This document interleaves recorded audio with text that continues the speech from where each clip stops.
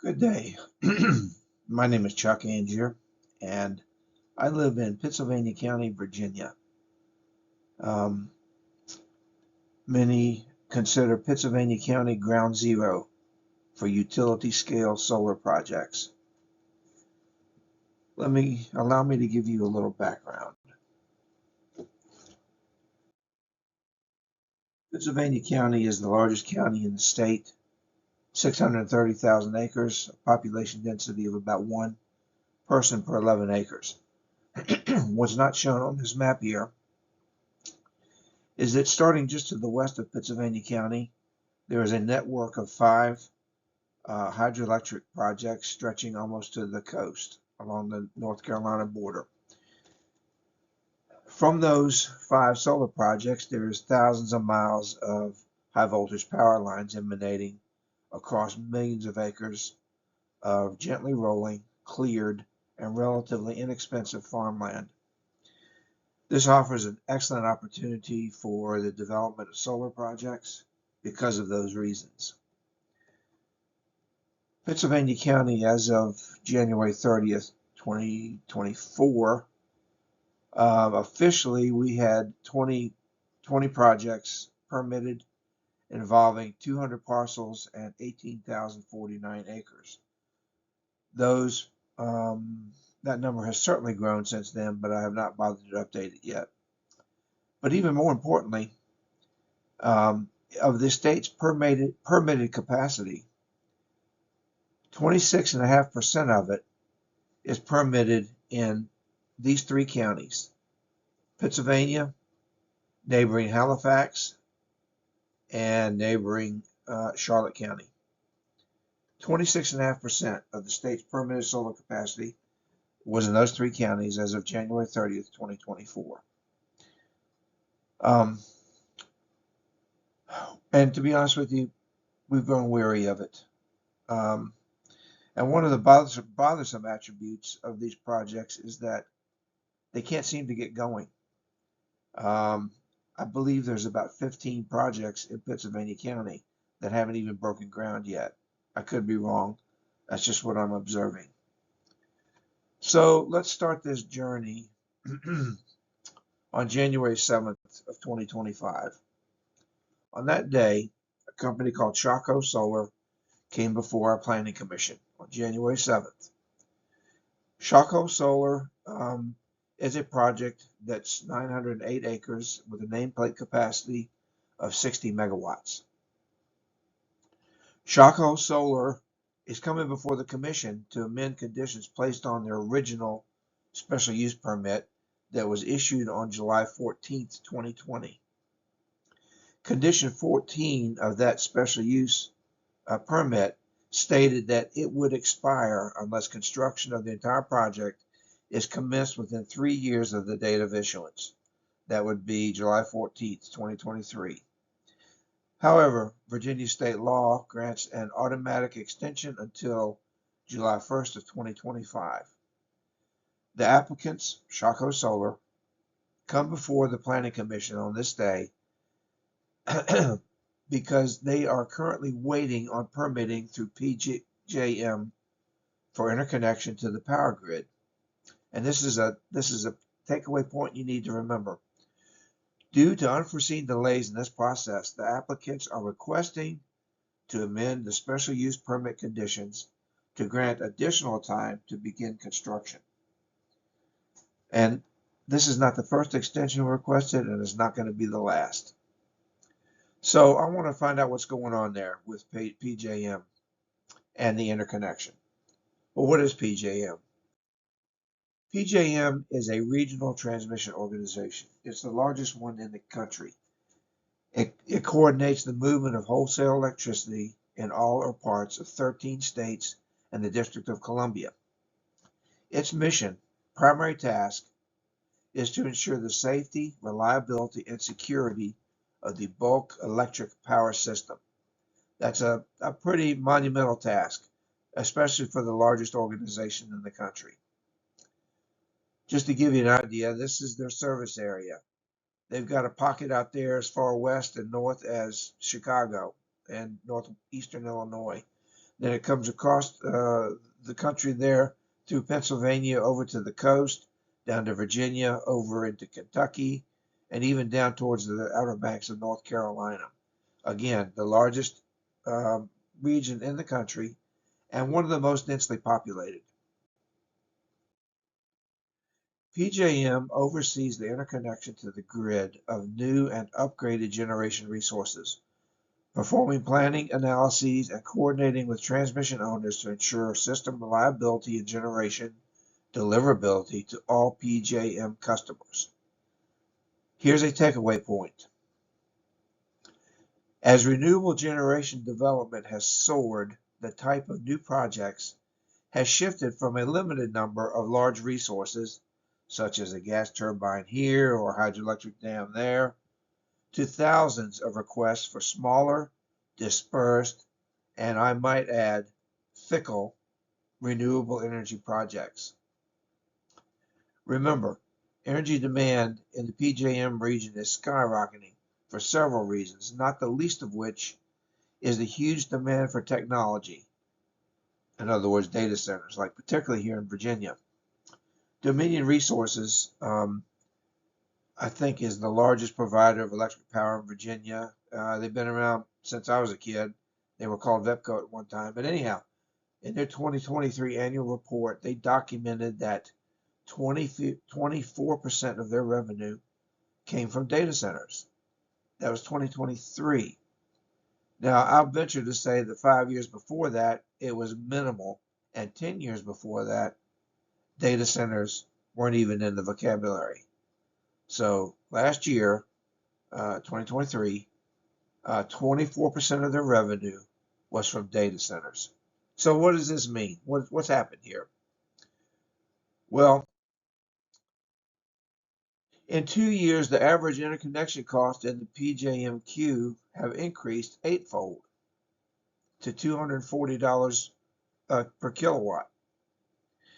And for renewable energy, in the last 5 years, the connection costs have soared. For energy storage facilities like batteries, etc., the interconnection charge is $335 per kilowatt. For utility solar, it's $253 per kilowatt. Onshore wind and offshore wind at $136 and $385 respectively, and they're all sharply higher than the $24 per kilowatt charged for natural gas-fired power plants. Now let's take the Shako solar project. Shako has a nameplate capacity of 60 megawatts. If you multiply that by 1,000 kilowatts per megawatt, you come up with 60,000 kilowatts at $253 per kilowatt. The interconnection charge for Shako to join the power grid through PJM would be $15.18 million. And that's for a project that's about average. That's a lot of money. I don't know what you get for that. I don't know what additional costs might be incurred. I just don't know anything about the industry, but my math tells me that's a lot of money. And I think we're seeing a lot of solar projects, particularly utility scale solar, having some difficulty with their finances. This might be part of the reason. So we got to ask, why the painful premium for renewables? Well, let's look at PJM's sources of energy. The second column is the most important one here. It's the 2024 production, or the 2024 power that PJM managed in megawatt hours.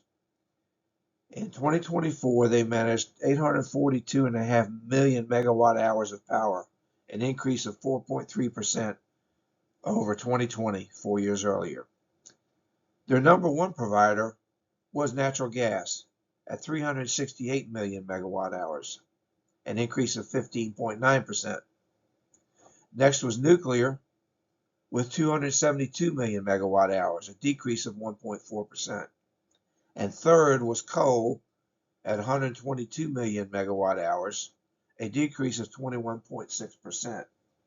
Now that should not surprise us, because across the country, and especially here in Virginia, coal facilities are being decommissioned and shut down because of the green initiatives, both on a national and local level.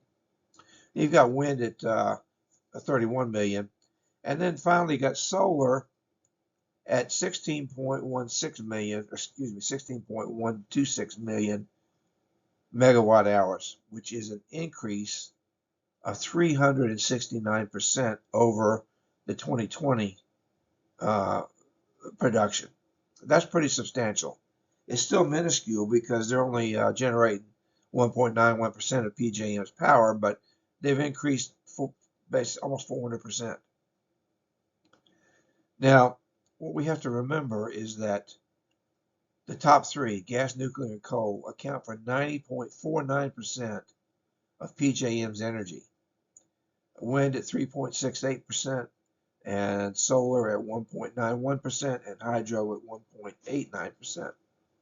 So solar is only at 1.91%, really insignificant. But I want to take this opportunity to share some technicalities with you.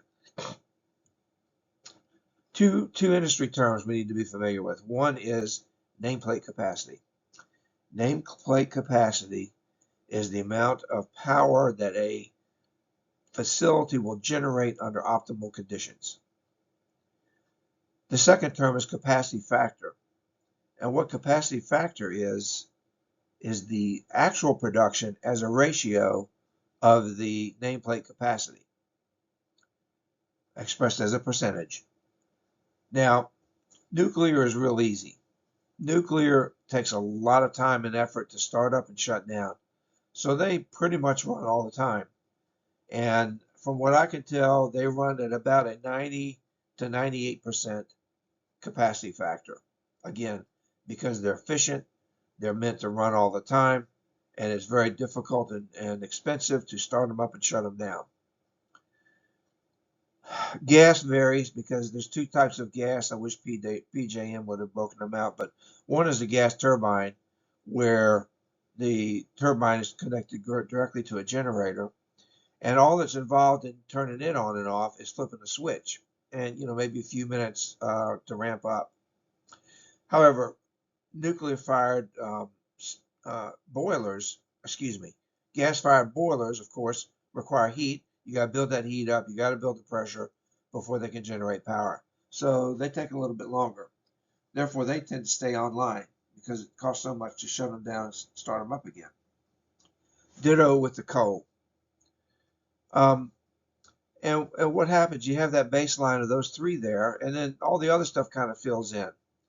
Wind, solar, hydro. I don't know what the multiple fuels are, the other renewables. But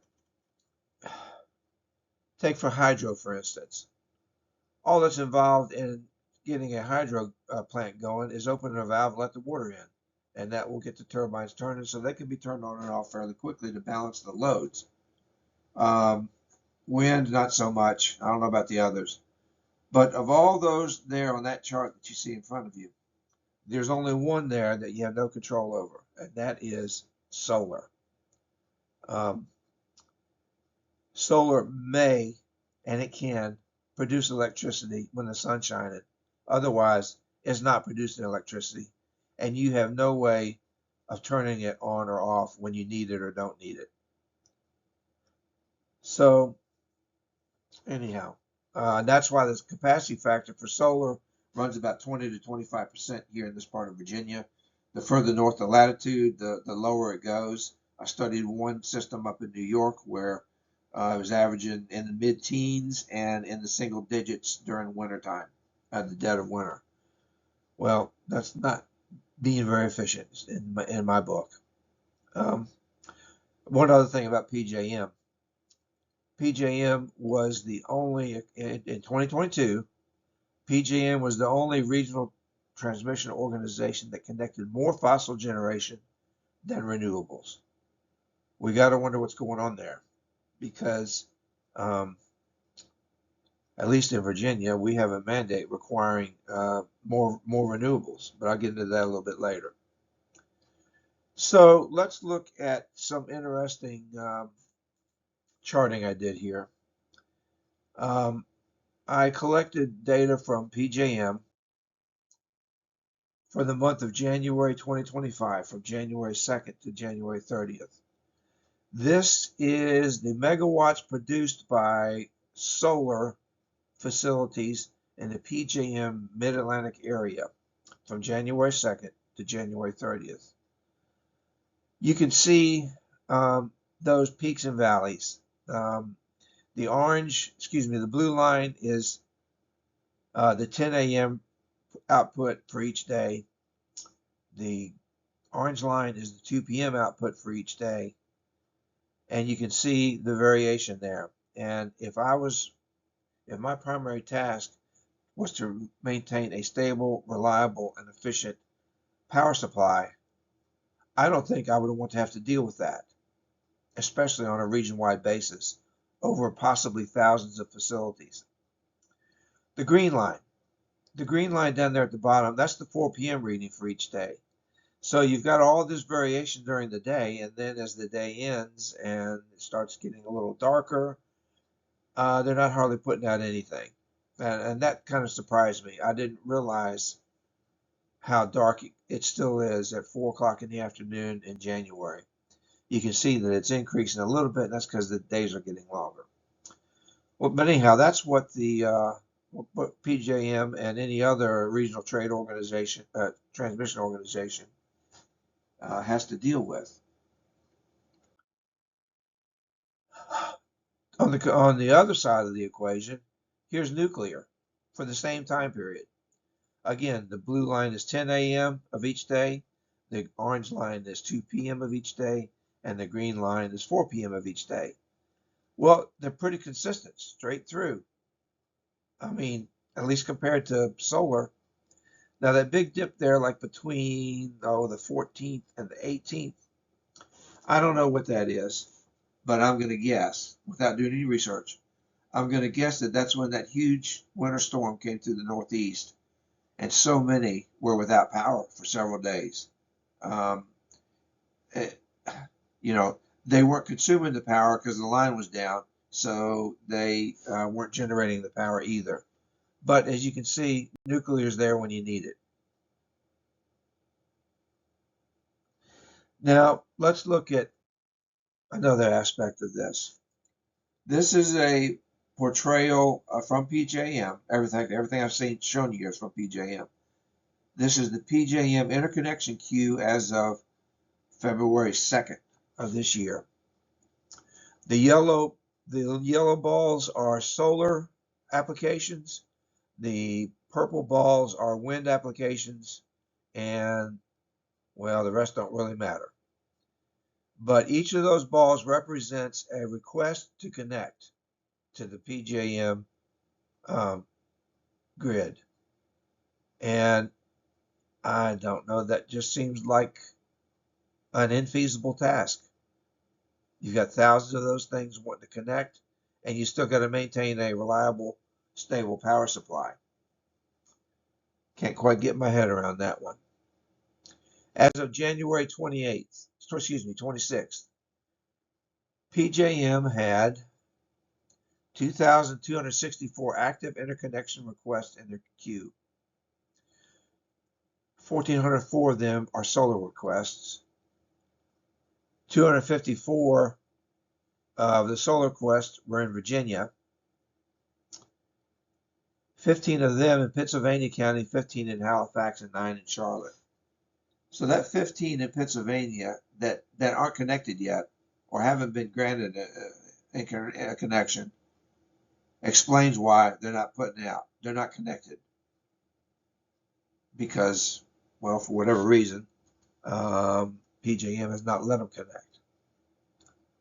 So here's the quandary we are in. We're facing an increasing demand for stable, adequate power, especially in the PJM service region and particularly in Virginia. There are huge new energy demands being placed on the grid that can only be met with more power from traditional sources. And if we start looking at data centers, which is a big deal here in Virginia, they require power 24/7. Solar facilities and wind will not cut it. Even though the state has a mandate to do so, they won't cut it. Here in Virginia, we're commanded to supply that increased demand by unstable, inadequate, and fickle renewables. And solar offers nothing to improve the quantity or quality of the bulk electric power system, but does offer less consistency and reliability. Again, you've got a system that a power source that you can't turn on or off. It's got its own fickle timetable. Solar interconnect requests are being stonewalled by PJM for whatever reason. And from what I can observe, what I've shown you, I can't hardly blame them for stonewalling if that's what they're doing. It's fair to assume that delays will continue to mount and that requests for extension will continue to increase. Many, at least here in rural Virginia, have grown weary of the embarrassing eyesores consuming vast acreages of cropland while also dividing communities and thus far not generating the revenue promised. Approval of these projects have thus far rested with the local authorities, who have grown weary of the controversy and are now denying many of these permits. Will the state move to usurp local authorities in citing these projects?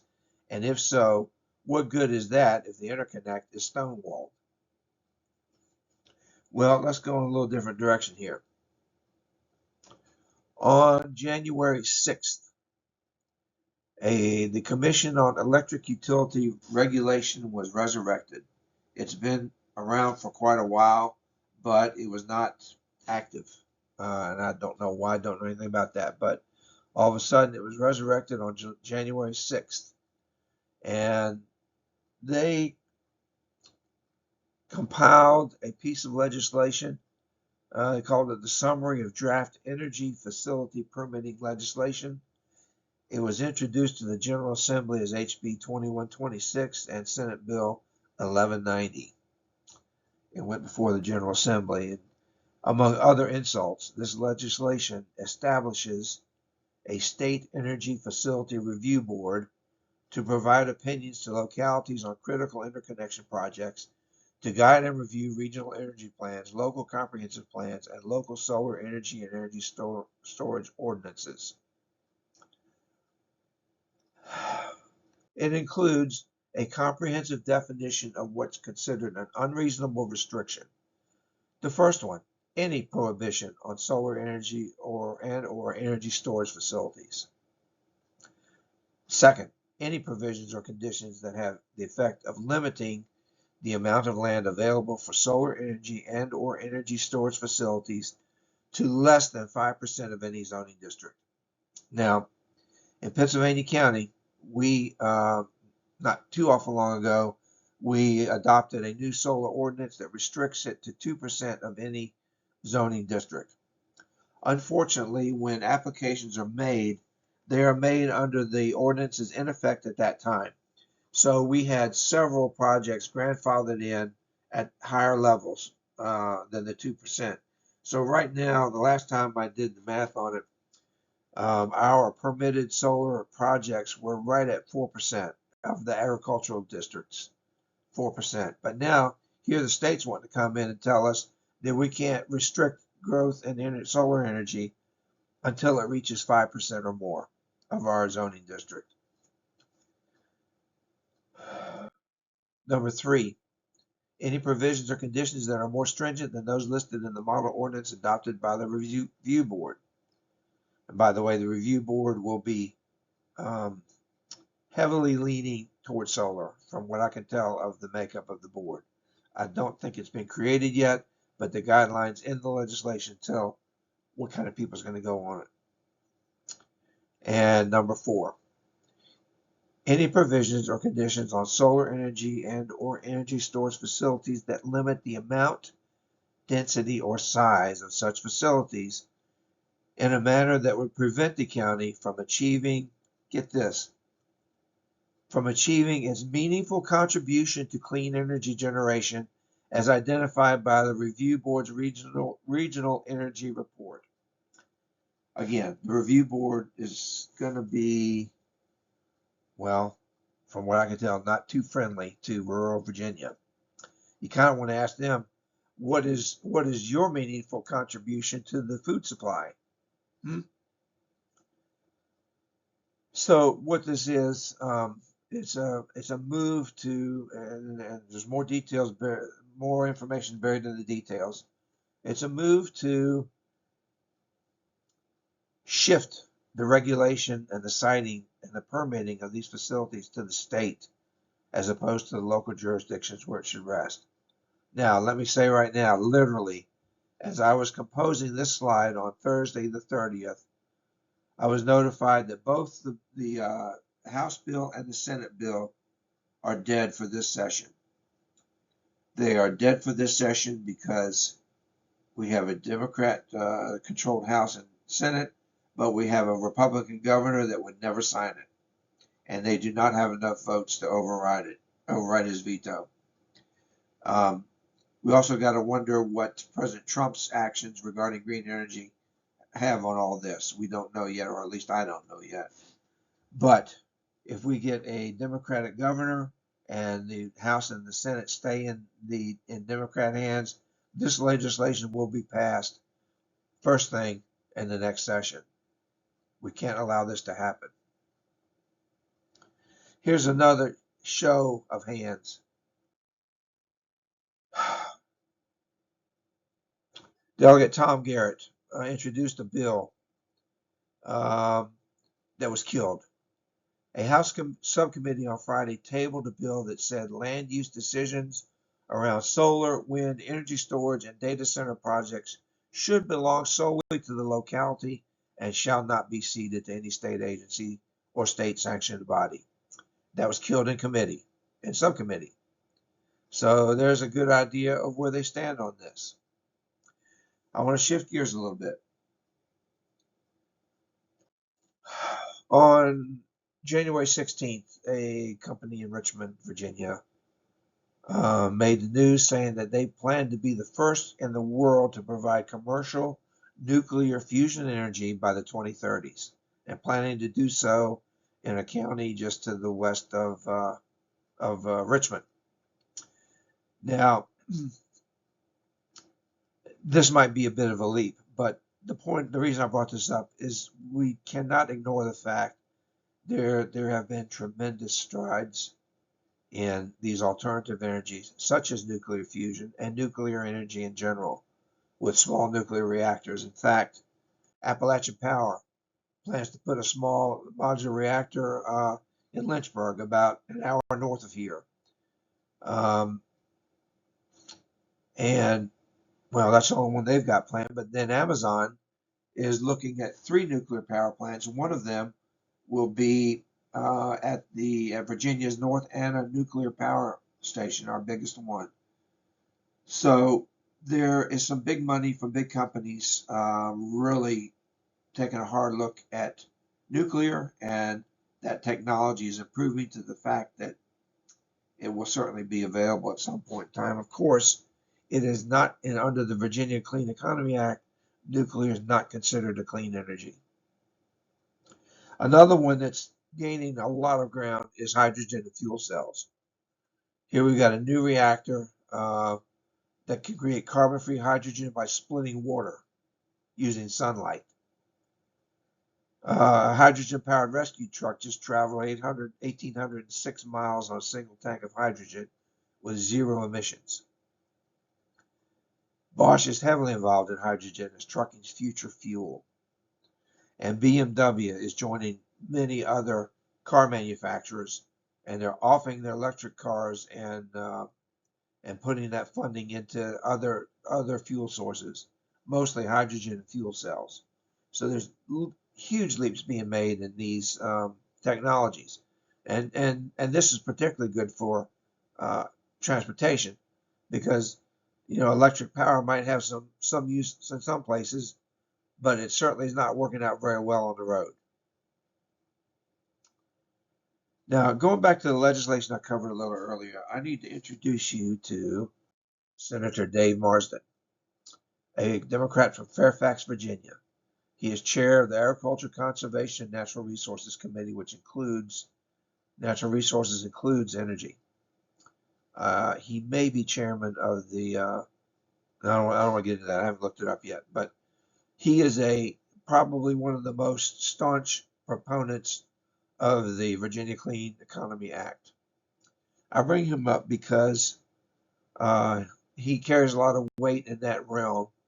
And on November 18th, he convened a Virginia Clean Economy Act Summit. Excuse me. And this is their agenda. Just want to show it to you, including citing policy options, which we've discussed already.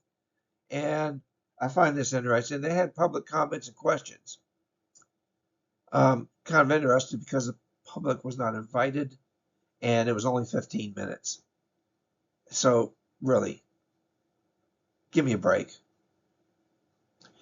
And what they did is they came up with this all this legislation that I've gone over. Of course, they are not a lawmaking body, so they submitted all that to the General Assembly through, I don't know which delegates and senators carried the legislation, but that's what we saw in that House and Senate bill.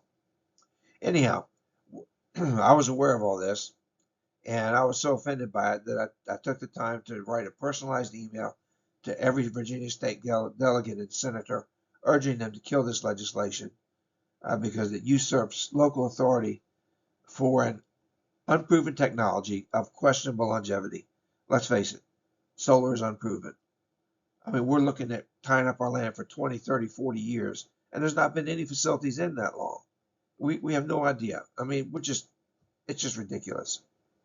So of the several replies I received, the one that was most interesting was from Senator Marsden. And I want to share some of it with you. This is one email. He sent me an email in the black print, and I embedded my red print in it and sent it back to him. And I wanted to share this with you. This is December 1st. While we got off on a good start with localities and solar, it is shutting down on ideological grounds. Localities need this revenue. My response: I haven't spoken to our finance director about this for a few months, but at this point, I must ask, what revenue?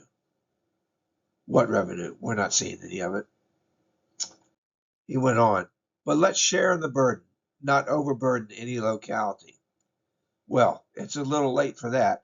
18,000 acres in Pittsylvania.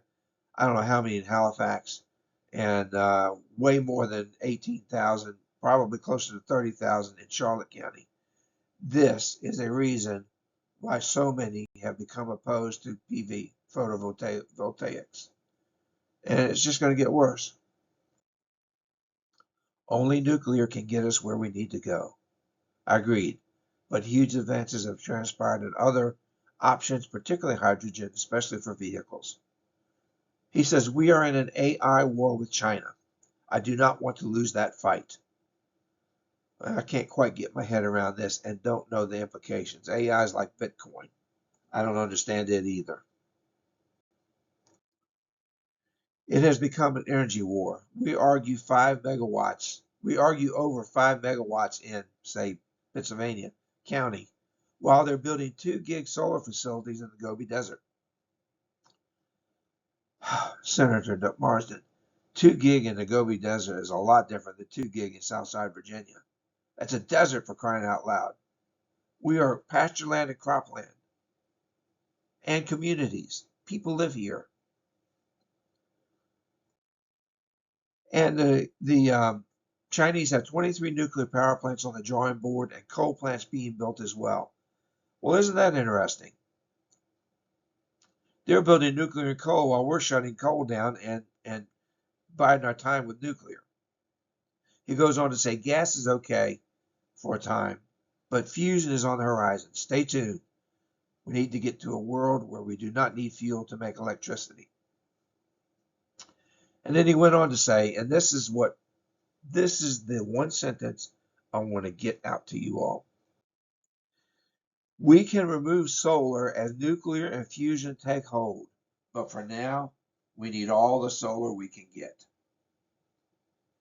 This is telling me that he, and I assume a lot of the folks in the pro-green energy realm, feel like solar is a temporary and, in my opinion, very poor bridge between fossil fuels and nuclear, and is temporary at best. So they're asking us to permanently condemn hundreds of thousands of acres of cropland to permanent desolation because it can't be recovered. I don't care what they say. I've been in them. I've seen how the earth's been moved. It will never recover as farmland. So they're asking us to permanently condemn all this land for a very poor fix that's temporary in nature. And between that and the way they feel about us and the other aspects, I feel like we're getting thrown under the bus. I finished my reply to him with this. The dire situation you portray, coupled with a technology that admittedly will be obsolete, that being solar, tells me unequivocally two things. We are in this predicament because the VCEA mandates it, and the only viable solution is to repeal the VCEA and redirect those resources to development of those alternatives that show promise for abundant energy on demand rather than at the whim of Mother Nature. And the last little bit of information I wish to share is this. This is from a delegate west of here. I can't remember which district he's in. Dated January 23rd. Virginia House Democrats kill legislation to help lower power bills. Bills would have avoided $450 million in fees passed on to consumers. The fees are the result of a provision which penalizes utility companies if they don't sell enough power from solar and wind installations. The fees are likely to be triggered this year as the electric utilities are unable to meet ever-increasing requirements. Under the VCEA, utilities can pass those fees straight to the consumer without any action from the State Corporation Commission. So, we can't connect the solar facilities to the grid. And one of the reasons is because PJ is not connecting them. PJM is not connecting them. And yet we're being held fiscally responsible for it. I can't get my head around that one either. So they're going to penalize us for something that is between PJM and the solar facilities. This is not going to end well.